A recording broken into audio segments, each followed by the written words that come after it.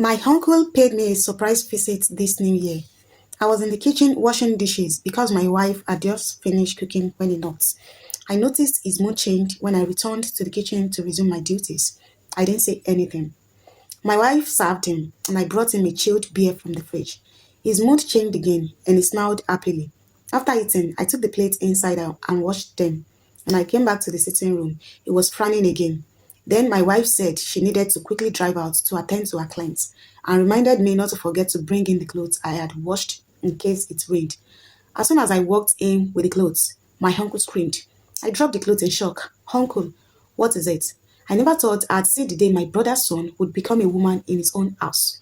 I picked up the clothes, sat beside him, and asked him to explain what he meant. He asked if I was the wife in the house because, according to him, I wasn't acting like a man. He began scolding me for spoiling my wife and bringing shame to our family name. I replied and told him everything I am today I learned from my parents. He said he wasn't surprised and that if I were his son, things would be different. He said his wife calls him sir, kneels to serve him, and doesn't eat until he finished eating. He went on to say that his wife would never dream of asking him to wash plates or clothes, and that she would never even think of learning how to drive, let alone touch his car. He told me my wife would never respect me, that I had become a woman in my own house. He said he would forgive me because the marriage was new, but he could no longer stay. He left immediately. When my wife returned, I told her everything and we laughed for a long time. She started calling me her wife, and I began calling her my husband.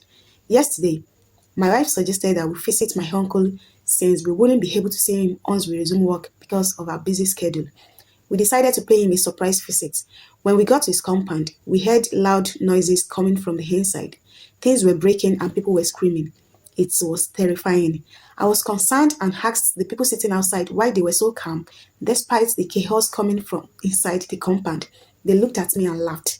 They said it was normal that the husband and wife fight every day and keep them entertained. And when they get tired, they stop. Suddenly, a man ran out almost naked, wearing only boxers. He was shouting, holding his head and bleeding. He kept crying, my head, oh, she don't break arm again. Help, oh, my head, oh. Jesus, my wife screamed. The people in the compound sighed and started going back into their houses. When the man got close to me, lo and behold, it was my uncle. Uncle, uncle, I screamed. He was visibly shocked. For a brief moment, he froze, then quickly pulled himself together, changed his steps, forced a laugh, and began to explain. Ha! You are just acting drama, skits that these young people do. Don't be afraid. My wife and I are content creators. It's content creators, sir. I corrected. Yes, that one. So, please come back another time. In fact, I'll call you because we are still acting the skits.